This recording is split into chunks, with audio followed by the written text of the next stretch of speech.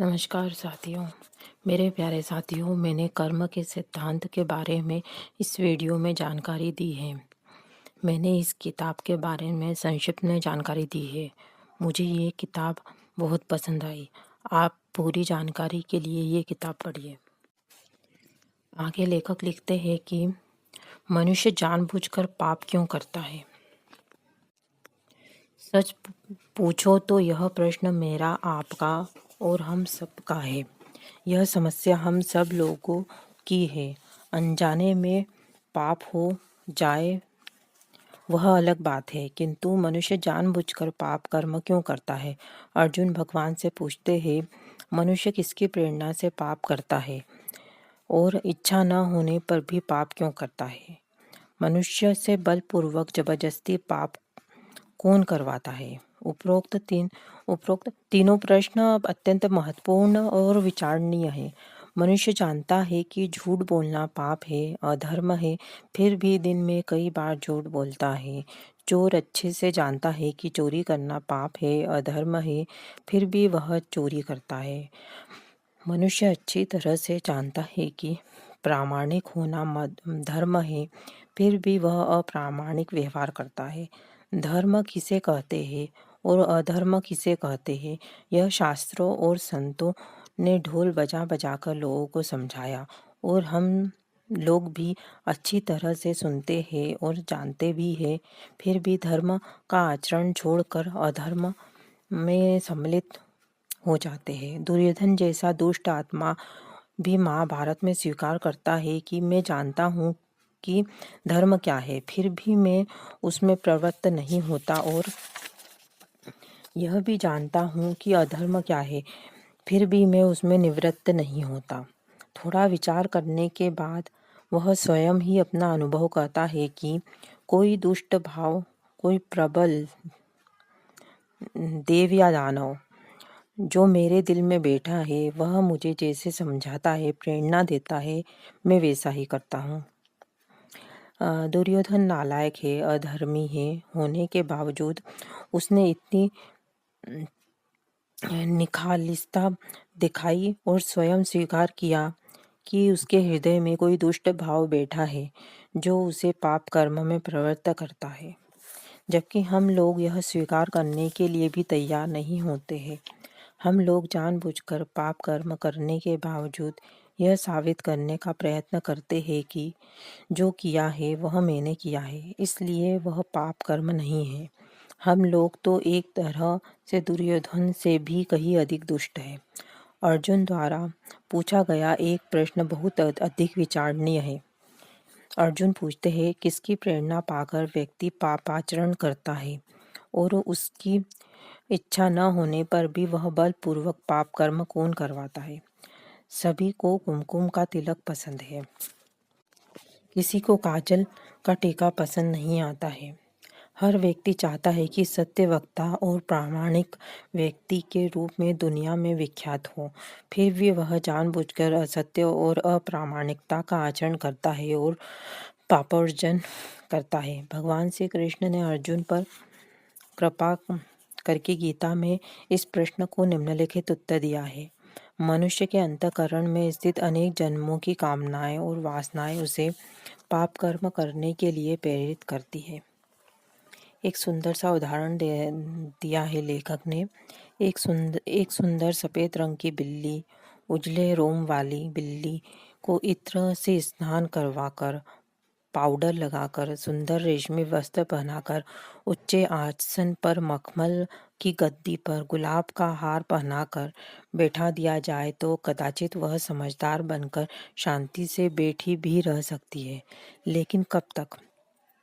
जैसे ही उसे किसी कोने में कोई चूहा दौड़ता दिखाई पड़ता है तो वह तुरंत ही अपनी जन्मजात वासना के वशीभूत होकर उस उच्च आसन का त्याग कर देंगी और छलांग लगाकर चूहे की ओर दौड़ पड़ेंगी। इसी प्रकार व्यक्ति भी चाहे कितना भी ज्ञानी पंडित दिखाई देता हो, किंतु उसके अंतःकरण में दबी पड़ी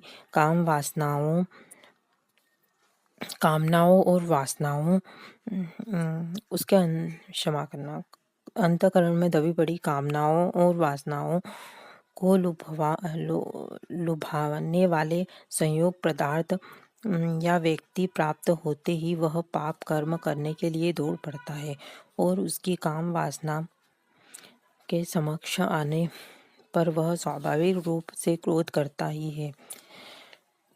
उस समय यदि उसके पास सत्संग से प्राप्त होने वाले विवेक और वैराग्य का बल न हो तो उसका अधपतन होने में देर नहीं लगती और उस पाप के फल स्वरूप पैदा होने वाले दुख को भोगना ही पड़ता है। यह भाग यहीं पर समाप्त हुआ दोस्तों। आगे के भाग में लेखक लिखते हैं कि प्रत्येक कर्म क्रिया है, किंतु प्रत्येक क्रिया कर्म नहीं होती है। क्रियाएं दो प्रकार की होती है, शारीरिक क्रिया केवल और मानसिक क्रिया। मानसिक व शारीरिक क्रिया। शारीरिक क्रिया दो प्रकार की होती है, अनैच्छिक क्रिया, ऐच्छिक क्रिया। उदाहरण के लिए आप सांस लेते हैं, आपका दिल धड़कता है, नसों नाड़ियों में रक्त संचार होता है, पेट में पाचन क्रिया होती है, आपकी आँखों की पलकें झपकती है आदि। यह सब क्रियाएं आपकी इच्छा न होने के बावजूद लगातार होती रहती है। इन्हें आप रोक नहीं सकते और अगर रोकने का प्रयास भी किया तो आप मर जाएंगे। कुछ क्रियाएं शरीर आपकी इच्छा से करता है, उन्हें ऐच्छिक क्रियाएं कहते हैं। उदाहरण के लिए आप हाथ ऊंचा नीचा करते हैं, पैर लंबे करते हैं, पैर मोड़ते हैं, एक पैर पर खड़े हो जाते हैं, शीर्षासन करते हैं, दौड़ते हैं, कूदते हैं आदि। इन सब की ऐच्छिक अनैच्छिक क्रियाओं में आपका मन संलग्न नहीं होता है और मन के राग द्वेष नहीं होते हैं, इसलिए गीता की भाषा में यह क्रिया कर्म नहीं कहलाती है। मानसिक क्रिया।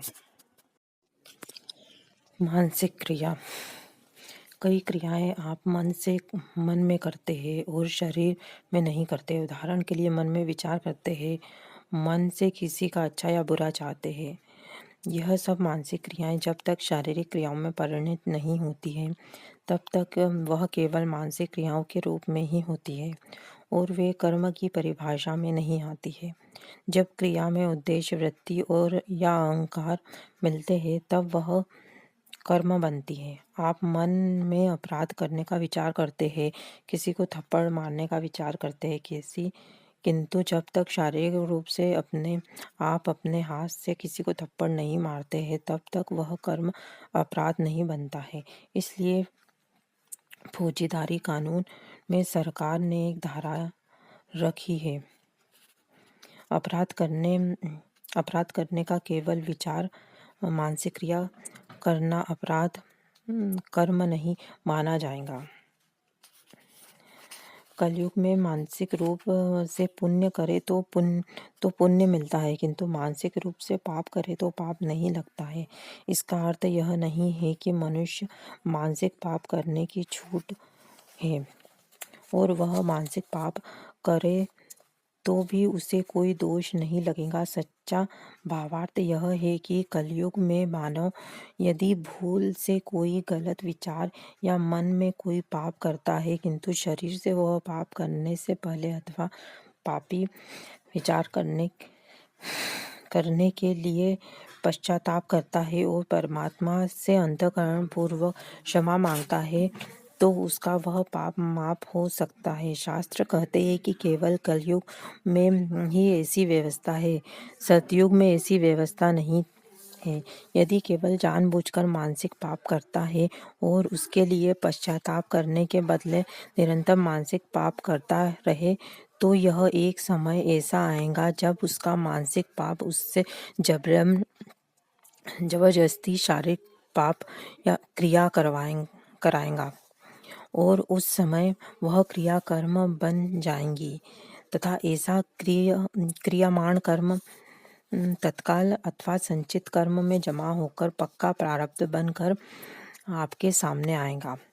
उस समय हंसते हंसते किया गया पाप रोते रोते भोगना पड़ेगा, उससे छुटकारा नहीं मिलेगा। मानसिक व शारीरिक क्रिया। मानसिक कामनाओं को संतुष्ट करने के लिए कर्तापन के अभिमान और राग द्वेष से प्रेरित होकर निजी स्वार्थ के लिए की गई सभी शारीरिक क्रियाओं को कर्म कहते हैं। ऐसे क्रियामान कर्म के फलस्वरूप पाप पुण्य और सुख दुख भोगने के बाद ही शरीर से छुटकारा मिलता है। यदि ऐसे क्रियामान कर्म तत्काल फल न दे तो जैसा कि हम लोग पूर्व में देख चुके हैं, थोड़े समय के लिए वह कर्म संचित कर्म के रूप में पड़े रहते हैं और समय आने पर परिपक्व होकर प्रारब्ध के रूप में कर्मफल देकर शांत होंगे। किसी भी क्रिया को अच्छी या बुरी नहीं कहा जा सकता। कोई क्रिया अच्छी नहीं होती है या कोई क्रिया बुरी नहीं होती है। क्रिया तो मात्र क्रिया होती है। जब उसमें अहंकार, राग, द्वेष, काम, वासनाएं का अंश मिश्रित होते हैं, तब वह क्रिया कर्म बन जाती है और वह कर्म अच्छा या बुरा कहलाता है तथा उससे पुण्य या पाप का उपार्जन होता है, जिसके फलस्वरूप सुख या दुख भोगने के लिए जीव को शरीर धारण करना पड़ता है। जब मनुष्य को मृत्यु के बंधन में बंधना पड़ता है, तब इस विश्व के कर्म फल का कानून प्रवर्तमान है, क्रियाफल का नहीं। छोटा अबोध बालक अनजाने में जंतुओं को मार डालता है, वह मात्र उसकी क्रिया होती है। उस बालक पर कर्म का कानून लागू नहीं होता है। मनुष्य अनजाने में असंख्य जीव जंतुओं की हिंसा करता है। दूध, पानी, सब्जी, अन्न, जलाशय, श्वासोच्छ्वास में असंख्य जीव जंतुओं की हिंसा करने के बावजूद जब तक उसके पीछे राग द्वेष वाली कर्तव्य बुद्धि नहीं होती है, तब तक वह क्रिया ही होती है। वह कर्म नहीं बनती है और हिंसा नहीं मानी जाती है। मेरे प्यारे साथियों, अगर इस किताब को पढ़ने में मुझसे कोई गलती हुई हो, कोई भूल हुई हो, तो मैं आपसे मुझे माफ़ करिएगा। मैं ईश्वर से यही प्रार्थना करती हूँ कि आप लोग हमेशा खुश रहे, स्वस्थ रहे, मस्त रहे। मेरे प्यारे दोस्तों, मुझे सुनने के लिए आपका दिल से बहुत बहुत धन्यवाद। नमस्कार।